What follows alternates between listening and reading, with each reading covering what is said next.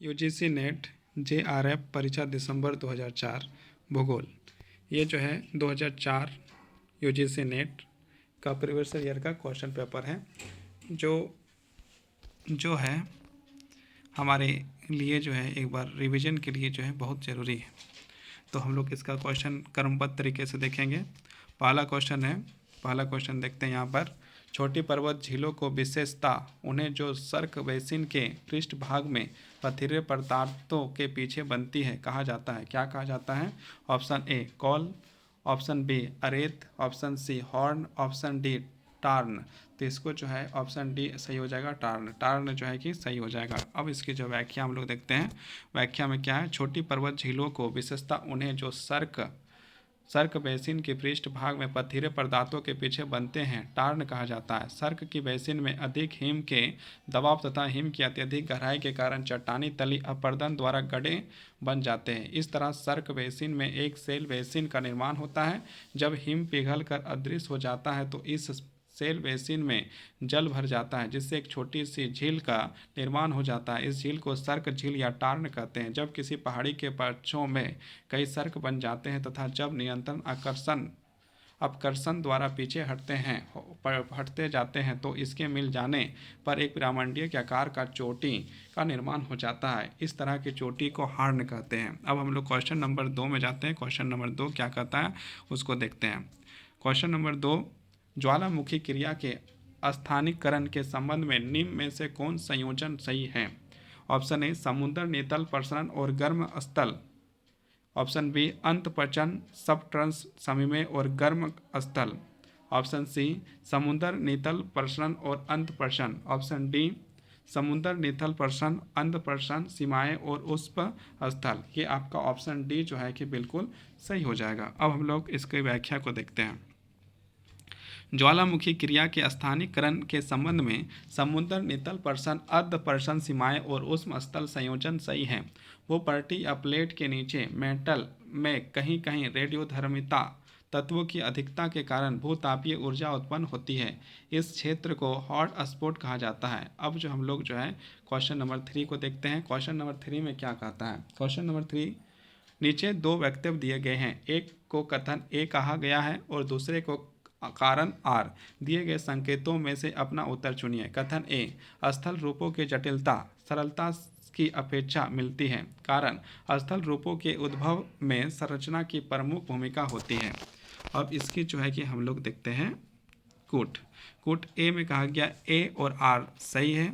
Option B ए और are सही है लेकिन आर आंशिक स्पष्टीकरण है। ऑप्शन सी ए सही है लेकिन आर गलत है। ऑप्शन डी आर सही है लेकिन ए गलत है। इसका आंसर आपका सही हो जाएगा ऑप्शन नंबर बी, ए और आर सही है लेकिन आर आंशिक स्पष्टीकरण है। अब इसकी व्याख्या को देखते हैं। स्थल रूपों के निर्माण में संरचना का बहुत अधिक महत्व का संरचना में सेल की स्थिति तथा प्राकृति दोनों सम्मिलित हैं।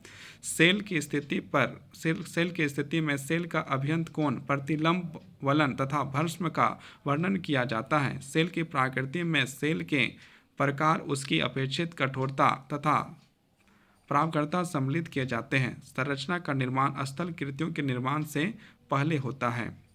अब हम लोग क्वेश्चन नंबर 4 देखेंगे। क्वेश्चन नंबर 4 देखते हैं। 4 पे क्या लगेगा? निम्न सूची के साथ सम्मिलित कीजिए और दिए गए कूट को उत्तर चुनिए। यहाँ पर आपका जो है 2 सूची दिया गया है और यहाँ पर ए बी सी डी और इधर 1 2 3 4। तो ए में है लोएस, तो 1 में दिया है हिमानी स्थल रूप, बी सिपट, 2 जो है पवन निर्मित स्थल रूप, सी आउटवॉश प्लेन, 3 में है जलीय स्थल रूप, डी है प्राकृतिक तटबंध और इधर 4 है समुद्र तटीय स्थल रूप। इसको क्या करना है? इसमें जो है कूट में जो दिया है उसका जो आंसर टिक करना है। तो यहाँ पर कूट के अनुसार देखना है। तो यहाँ पर आपके जो है कि कूट के अनुसार जो देखा जाए तो ऑप्शन नंबर सी आपका सही हो जाएगा। अब सूची में देखते हैं। लोयस पवन निर्मित स्थल रूप है, शिफ्ट समुद्र तटीय स्थल स्वरूप है, आउटवॉश प्लेन हिमानी स्थल रूप है, प्राकृतिक तटबंध जलीय स्थल रूप है। ये आपके जो है कि हो गया इसका आंसर। अब क्वेश्चन नंबर 5 देखते हैं। क्वेश्चन नंबर 5 में क्या है? प्लेट परतनी में प्रतिगामी की विशेषता है। तो क्या विशेषता है यहाँ पर आपका जो है कि ऑप्शन दिया गया है। ऑप्शन में देखते हैं ऑप्शन में क्या है। तो ऑप्शन में है ऑप्शन ए मुठभेड़ पेटियाँ, ऑप्शन बी समुद्री नितल प्रसरण, ऑप्शन सी प्लेटो के पार्श्विक सरकना, ऑप्शन डी उद्वाद गमन उद्वन। तो इसका आपका आंसर हो जाएगा ऑप्शन नंबर बी जो है समुद्री तल नितल प्रसरण जो है बिल्कुल सही हो जाएगा। अब इसकी व्याख्या हम लोग देखते हैं। व्याख्या में क्या है, समुद्र नितल प्रसरण प्लेट वर्तनी में प्रतिगामी की विशेषता है। धन्यता है कि प्लेट वर्तनी में वैज्ञानिक सिद्धांत है जो वर्तमान समय में महाद्वीपों के प्रवाह, ज्वालामुखी और भूकंप जैसे कारणों का उजागर कर रहा है। सागर नितल प्रसरण की बात सर्वप्रथम 1960 ईस्वी में हैरी हैस महोदय ने की थी। सागर नितल प्रसरण अपसारणी किनारे से सहारे पाया जाता है। अब हम लोग जो है कि नेक्स्ट क्वेश्चन को देखेंगे। नेक्स्ट क्वेश्चन क्या है, 6 नंबर देखते हैं। वायुमंडल के संस्तरों के कर्म के संबंध निम्न में से कौन कम सही है, मतलब यहाँ पर कौन सा कर्म जो है सही उसको देखना है। ऑप्शन ए क्षोभ मंडल, मध्य मंडल, सप्ताह मंडल, थर्मोस्फेयर। ऑप्शन बी क्षोभ मंडल, सप्ताह मंडल, थर्मोस्फेयर, मध्य मंडल। ऑप्शन सी क्षोभ मंडल, सप्ताह मंडल, मध्य मंडल, थर्मोस्फेयर। ऑप्शन डी क्षोभ मंडल, थर्मोस्फेयर, मध्य मंडल और सप्ताह मंडल। तो इसका आंसर आपका जो है कि ऑप्शन सी जो है सही हो जाएगा। पहले होगा क्षोभ मंडल, उसके बाद सप्ताह मंडल, मध्य मंडल, उसके बाद थर्मोस्फेयर होगा। अब इसका जो है कि हम लोग करते हैं इसका व्याख्या में देखते हैं। वायुमंडल में संस्तरों के कर्म के संबंध निम्न में कर्म सही है। क्षोभ मंडल, सप्ताह मंडल, मध्य मंडल, थर्मोस्फेयर। क्षोभ मंडल की ऊंचाई विषुवत रेखा से 16 किलोमीटर तथा ध्रुवों के 8 किलोमीटर ऊंचा पाई जाती है। यह वायुमंडल की सबसे निचली परत संघन परत है। वर्षा, बिजली चमकना, चक्रवात, तूफान, कुहाड़ा, बादल निर्माण जैसी वायुमंडलीय घटनाएं इसी मंडल में संपन्न होती है। इसी कारण इसे क्षोभ मंडल के नाम से जाना जाता है। सप्ताह मंडल की ऊंचाई 16 से 50 किलोमीटर में पाई जाती है। तापमान की स्थिरता के कारण इसे सप्ताह मंडल के नाम से जाना जाता है। इस मंडल में 16 से 35 किलोमीटर की ऊंचाई पर ओजोन गैस का संघनतम विस्तार पाया जाता है। सप्ताह सीमा के ऊपर 50 से 80 किलोमीटर की ऊंचाई में मध्य मंडल का विस्तार है। सप्ताह मंडल स्तर 80 किलोमीटर से 640 किलोमीटर तक। थर्मोस्फेयर का विस्तार है। थर्मोस्फेयर का 80 किलोमीटर से 400 किलोमीटर तक ऊंचाई वाले भाग को आयन मंडल के नाम से भी जाना जाता है। अब हम लोग जो है क्वेश्चन नंबर जो है कि 7 में चलते हैं। 7 क्वेश्चन नंबर देखते हैं। 7 में क्या लिखा है, सर्वोच्च मध्य ताप वाले बिंदुओं को जोड़ने वाली रेखा को कहते हैं। ऑप्शन ए तापीय भूमध्य रेखा, ऑप्शन बी महाद्वीपीय और ऑप्शन सी अंतर्रोस अभिसरण पेटी, ऑप्शन डी विशिष्ट ऊष्मा। तो इसका आंसर आपका हो जाएगा ऑप्शन ए तापीय भूमध्य रेखा। अब इसका जो व्याख्या देखते हैं। सर्वोच्च मध्य ताप वाले बिंदुओं को जोड़ने वाली रेखा को तापीय भूमध्य रेखा कहते हैं। किसी पदार्थ के 1 ग्राम मात्रा का तापमान 1 डिग्री सेल्सियस बढ़ाने के लिए आवश्यक ऊष्मा की मात्रा को विशिष्ट ऊष्मा कहते हैं। अब हम लोग क्वेश्चन नंबर जो है 8 की ओर जाते हैं। 8 ऊष्मा जेट स्ट्रीम की ऊंचाई है। तो यहाँ पर आपको जो है यहाँ पर क्वेश्चन नंबर 8 में आपको पूछा गया है ऊष्मा जेट स्ट्रीम की ऊंचाई है। ऑप्शन ए 5100 से लेकर 7100 मीटर तक, बी नंबर 7100 से लेकर 9100 मीटर तक, सी नंबर 9100 मीटर से लेकर 13700 मीटर तक, ऑप्शन डी 13700 लेकर 18700 किलोमीटर तक। तो इसका आंसर आपका जो सही हो जाएगा ऑप्शन नंबर सी 9100 से लेकर 13700 मीटर तक। इसका आंसर ऑप्शन सी जो है आपका सही हो जाएगा। अब हम लोग इसकी जो है व्याख्या को देखते हैं। व्याख्या में क्या है, उष्मीय कटिबंधीय पछुआ जेट स्ट्रीम की स्थिति धरातलीय उष्ण कटिबंधीय उच्च वायु दाब के उत्तर में लगभग 9100 मीटर से लेकर 13700 मीटर की ऊंचाई पर होती है। यह सामान्यतः 30 डिग्री से लेकर 35 डिग्री अक्षांशों के बीच ही प्रवाही होती है, परंतु कभी कभी 20 डिग्री से 50 डिग्री अक्षांशों का विसर्जन करती है। यह ध्रुवीय वागर्स जेट प्रवाह को अपेक्षा अधिक नियमित होती है और इससे कम शक्तिशाली होती है, परंतु कभी कभी इसकी गति ध्रुवीय वागता जेट प्रवाह जितनी हो जाती है। अब हम लोग जो है नेक्स्ट क्वेश्चन की ओर बढ़ते हैं। Question number 9। क्वेश्चन नंबर 9 को देखते हैं।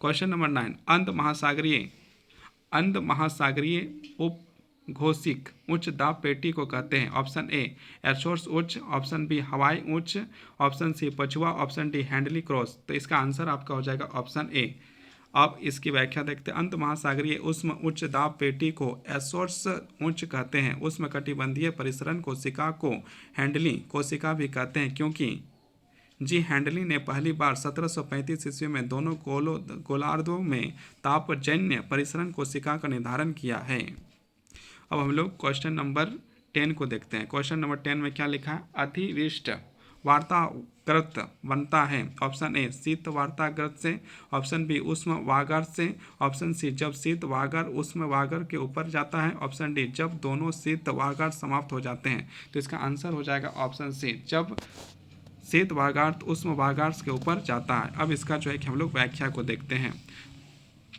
जब शीत वागार्थ तीव्र गति से चलकर उष्म वागार्थ से मिल जाता है तथा गर्म वायु का नीचे से संपर्क समाप्त हो जाता है तो अतिविष्ट वातावरण का निर्माण होता है। जब वाकार के सहारे गर्म तथा हल्की वायु आक्रामक होती है तथा ठंडी एवं भारी वायु के ऊपर तीव्रता से बढ़ती है तो उसे उष्म वागार कहते हैं। जब ठंडी तथा भारी वायु आक्रामक होती है तथा गर्म की एवं हल्की वायु ऊपर उठा देती है तो इसे शीत वागार निर्माण होता है। अब हम लोग क्वेश्चन नंबर 11 को देखते हैं। नीचे दो वक्तव्य दिए गए हैं, एक को कथन ए और दूसरे को कथन आर कहा गया है। दिए गए कूट से अपना उत्तर चुनिए। कथन ए, जल प्रसारण प्रक्रिया पौधों को मृदा से घोल रूप में तत्वों का शोषण करने की मदद करती है। आर, सभी तत्व प्रथम मृदा से कर्तित होते हैं। अब जो है कूट में दिया गया है ऑप्शन ए ऑप्शन ए में लिखा है ए और आर दोनों सही है और ए आर का सही स्पष्टीकरण है। ऑप्शन बी ए और आर दोनों सही है लेकिन आर ए का सही स्पष्टीकरण नहीं है। ऑप्शन सी, ए सही है लेकिन आर गलत है। ऑप्शन डी, ए गलत है लेकिन आर सही है। इसका आंसर आपका हो जाएगा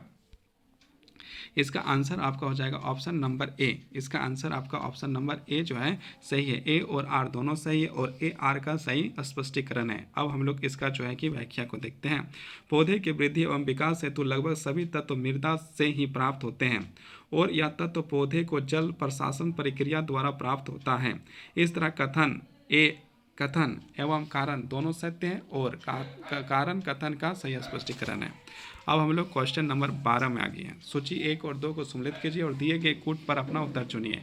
इधर ए बी सी डी दिया, उधर जो आपका 1 2 3 4 दिया है। तो यहाँ पर समुद्री बांस है, टेगा बायोगैस है, इधर मानसून पतझड़ वन है और इधर एटमॉस्फेयर है और आगे इसका जो है कि एग्जाम्पल में भूमध्य सागर बायोमस है। इधर जो है कि आपका दिया इसका ऑप्शन के अनुसार जो देखा जाए तो ऑप्शन आपका ए जो है इसका सही है। और व्याख्या में इसको समझने का प्रयास करते हैं। तो यहाँ पर व्याख्या हम लोग इसको समझेंगे।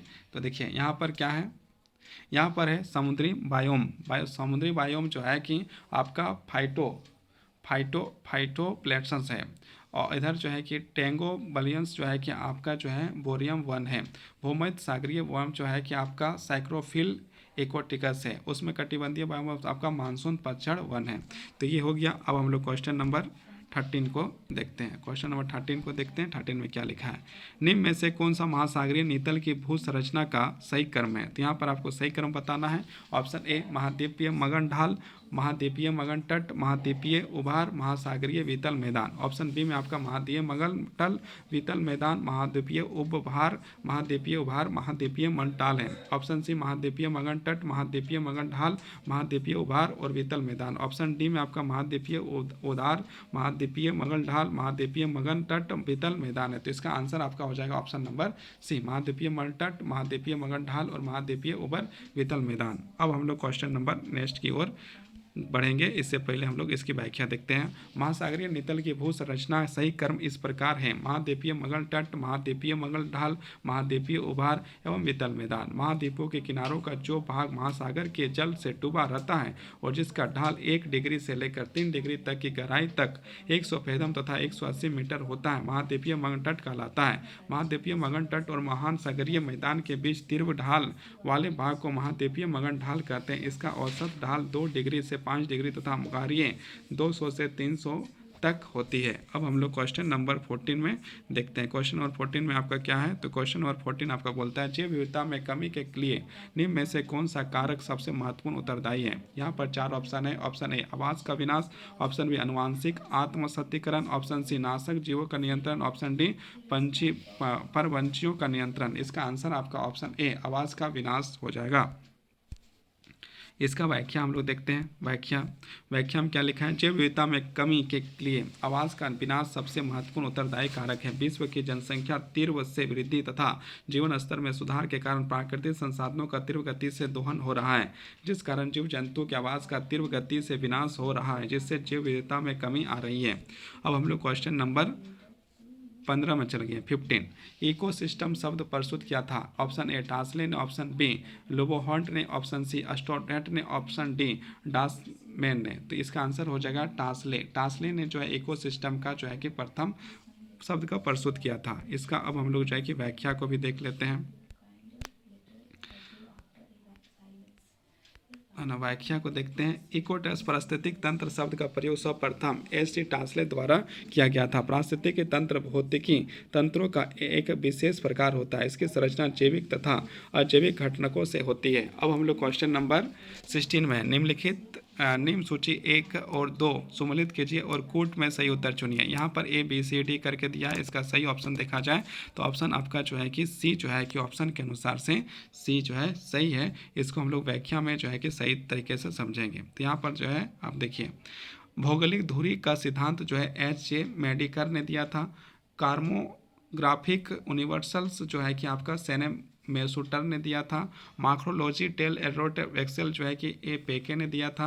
जोग्राफी ह्यूमन्स जो है जीन ब्रूस ने दिया था। ये आपका जो है कि हो गया। अब हम लोग क्वेश्चन नंबर 17 देखते हैं। 17 में क्या है, कॉर्मोग्राफी शब्द की संरचना की गई थी। ऑप्शन ए मेडिटर द्वारा, ऑप्शन डी हॉमाल्ड द्वारा, ऑप्शन सी एमुनल कांट द्वारा और ऑप्शन डी टॉमस द्वारा। तो इसका आंसर हो जाएगा आपका ऑप्शन बी हॉमबेल्ट के द्वारा। अब इसकी व्याख्या को देखते हैं। व्याख्या क्या है, कॉर्मोलॉजी शब्द की संरचना हॉमेल्ट द्वारा की गई थी। हॉमेल्ट की महत्वपूर्ण कृति कॉमर्स में है जो 1845 ईस्वी में प्रकाशित हुई है। हॉमेल्ट के आधुनिक भूगोल की स्थापना माना जाता है। इमुल कांट के वैज्ञानिक भूगोल के दार्शनिक आधार प्रदान किया है। इन्होंने 1781 में creation of the player region नाम की पुस्तक प्रकाशित की। कांट की अन्य पुस्तक आर्केटिस है ना। अब इसको जो है कि आर्केटिस है, कांट के द्वारा आवर्जन भूगोल कहा गया है। टॉमस द्वारा रचित पुस्तकें निम्न है, गरीय परिकल्पना, आलमेस्ट, एमोलेमा और जो है कि एमालेम्बा और भूगोल की रूपरेखा। ये आपके जो है कि कुछ आपके उदाहरण थे, कुछ पुस्तक के नाम। अब हम लोग क्वेश्चन नंबर 18 देखते हैं। नीतिवाद द्वारा प्रतिपादित होता है। ऑप्शन यहाँ पर आपके जो है कि 4 दिए हैं। प्राकृतिक वातावरण का प्रभाव, ऑप्शन बी मानव केंद्रित उन्मुखता, ऑप्शन सी इतिहास और प्रकृति के परिप्रेक्ष्य में पृथ्वी, ऑप्शन डी तुलनात्मक प्रादेशिक भूगोल। तो इसका आंसर हो जाएगा आपका ऑप्शन ए प्राकृतिक वातावरण का प्रभाव। अब हम लोग क्वेश्चन नंबर 19 की ओर जाएंगे। उससे पहले इसकी जो है कि व्याख्या को देखेंगे। नीतिवादी साधारण मानव को एक निष्क्रिय अभिकर्ता मानते हैं जिस पर भौतिक तत्व क्रियाशील होते हैं और उसके व्यवहार और निर्णय करने की प्रवृत्ति का नियंत्रण करते हैं। प्रमुख नीतिवाद भूगोल वेत्ता निम्न कार्ल रिटर, एलन सैमुअल और हॉल्टी वन आदि हैं। अब हम लोग क्वेश्चन नंबर 19 में हैं। क्वेश्चन नंबर 19 कहता है भौतिक भूगोल और मानव भूगोल के बीच भौगोलिक द्वैत को कहते हैं। ऑप्शन ए संभववाद, ऑप्शन बी नियतवाद, ऑप्शन सी द्वैतवाद, ऑप्शन डी नेतृत्व भूगोल। तो इसका आंसर हो जाएगा ऑप्शन नंबर सी द्वैतवाद। व्याख्या, भौगोलिक भूगोल एक एवं मानव भूगोल के बीच भौगोलिक द्वैत की द्वैतता कहते हैं। ऑप्शन ये आपके जो है कि ऑप्शन सी सही हो गया, व्याख्या भी हो गया। अब हम लोग क्वेश्चन नंबर 20 की ओर देखते हैं। 20 की ओर देखते हैं। 20 में क्या लिखा हुआ है, आपका जो है सामान्य और प्रादेशिक भूगोल को किसने पृथक के रूप में पहचाना। Option A Richthofen, option B Friedrich Ratzel, option C Vidal de la Blache, option D Jean Brunhes. तो इसका आंसर हो जाएगा ऑप्शन ए रिच थॉपेन। थॉपेन इसका जो है कि सही आंसर हो जाएगा। इसकी व्याख्या को हम लोग जो है कि यहाँ पर देखते हैं। व्याख्या में क्या है, फॉर्टेंस रिच थॉपेन ने सामान्य और प्रादेशिक भूगोल को पृथक रूप से पहचाना। उन्होंने व्यक्त किया कि प्रादेशिक भूगोल के पूर्णतः वर्णनात्मक होना चाहिए ताकि किसी भी प्रदेश के महत्वपूर्ण लक्षणों के सूचरूप रूप से व्यक्त किया जा सके। उसके विचार में सामान्य भूगोल में व्यक्तिगत परिघटनाओं का स्थानिक वितरण का वर्णन होना चाहिए। इसकी प्रमुख पुस्तकें निम्न हैं, चीन का भूगोल, सीमाकृत विज्ञान, आर्थिक एवं खनिज भूगोल। अब हम लोग 21 देखते हैं। 21 जो है कि क्वेश्चन नंबर 21 में क्या है, मेगालोपोलिस विश्व नगरी शब्द की रचना किसने की थी। Option A M Jefferson, option B Jess Gottman, option C Jess Carter, option D Protestant James. तो इसका आंसर हो जाएगा ऑप्शन बी जे गॉटमैन। अब इस जो है इसकी व्याख्या को देखते हैं। व्याख्या में क्या लिखा है। मेगा मेगालोस्प्रिस शब्द का प्रयोग जीन गॉटमैन ने किया था। जीन गॉटमैन ने इस शब्द का सर्वप्रथम प्रयोग संयुक्त राज्य अमेरिका के उत्तरी पूर्वी समुद्री तट प्रदेश के नामकरण के उत्तरी पूर्व समुद्री तट प्रदेश के नामकरण के लिए किया। उन्होंने मेगालोस्प्रिस का संस्करण का एक विशाल रूप बताया। मार्क्स जैकर ने प्राइवेट सिटी सिद्धांत का प्रतिपादन किया। अब हम लोग जो है यहाँ पर मिलान करना है, नहीं ऑप्शन यहाँ पर दो सूची दिया गया है, इसको हम लोग डायरेक्ट जो है कि इसका ऑप्शन के अनुसार सी से ही हो जाएगा। इसकी व्याख्या के अनुसार इसको समझने के जो है कि व्याख्या के अनुसार इसको जो है कि मिलान चिन्ह को समझते हैं। देखिए, बाजार पाली 7 किलोमीटर दूर, प्रादेशिक राजधानी 186 किलोमीटर दूर, जिला नगर 36 किलोमीटर दूर, नागर केंद्र 12 किलोमीटर दूर। ये आपका जो है कि था। अब हम लोग 23 नंबर क्वेश्चन देखते हैं। भारतीय जनगणना आंकड़ों के अनुसार सीमांत श्रमिक किसे कहते हैं। ऑप्शन ए जो है आपका दिया जनसंख्या का आकार, ऑप्शन बी जनसंख्या घनत्व, ऑप्शन सी पुरुष श्रमिकों की भागीदारी की अधिकता, ऑप्शन डी कार्य। तो इसका आंसर हो जाएगा ऑप्शन बी जनसंख्या घनत्व। अब हम लोग इसका जो है व्याख्या को देखते हैं। भारतीय जनगणना के में बस्तियों के नगरीय वर्गीकरण में जनसंख्या घनत्व अनुपस्थिति कारक है। जनसंख्या का कार पुरुष श्रमिकों की भागीदारी की अधिकता कार्य बस्तियों के नगरीय वर्गीकरण के प्रमुख कारक हैं। अब हम लोग क्वेश्चन नंबर 24 देखते हैं। 24 में क्या लिखा। भारतीय जनगणना आंकड़ों के अनुसार सीमांत श्रमिक किसे कहते हैं। तो किसे कहते हैं, तो ऑप्शन दिया है साल में 250 दिन काम करने वाला व्यक्ति, ऑप्शन बी साल में 180 दिन काम करने वाला व्यक्ति, ऑप्शन सी साल में कदाचित काम करने वाला व्यक्ति, ऑप्शन डी साल में 60 दिन काम करने वाला व्यक्ति। तो इसका आंसर हो जाएगा ऑप्शन बी साल में 180 दिन काम करने वाला व्यक्ति। भारतीय जनगणना के आंकड़ों के अनुसार साल में 180 दिन काम करने वाले व्यक्ति को सीमांत श्रमिक कहते हैं। अब हम लोग नेक्स्ट क्वेश्चन 25 जाते हैं, जो आज का लास्ट क्वेश्चन है। निम्न में से किसके साथ रैंक साइज रूल संबंध है। ऑप्शन ए ग्रामीण नगरीय सिद्धांत, ऑप्शन बी नगरीय बस्ती, ऑप्शन सी ग्रामीण बस्ती, ऑप्शन डी महानगरीय। तो इसका आंसर हो जाएगा आपका ऑप्शन बी नगरीय बस्ती। अब इसका जो है कि हम लोग देखते हैं व्याख्या। रैंक साइज रूल नगरीय बस्ती में संबंधित है। जी के जीप और प्रतिपादित कोटि आकार निम्न में से 1941 में प्रतिपादित किया था। यह नगरीय भूगोल में प्रयुक्त एक महत्वपूर्ण नियम है, जिसके अनुसार किसी प्रदेश या देश के नगर की कोटि और उसके जनसंख्या का निश्चित अनुपात पाया जाता है। ये आज का जो है कि लास्ट क्वेश्चन था। अब अगला 25 क्वेश्चन हम लोग कल करेंगे। बहुत बहुत धन्यवाद, बहुत बहुत आभार। इसे जो है 1-2 बार जरूर सुने।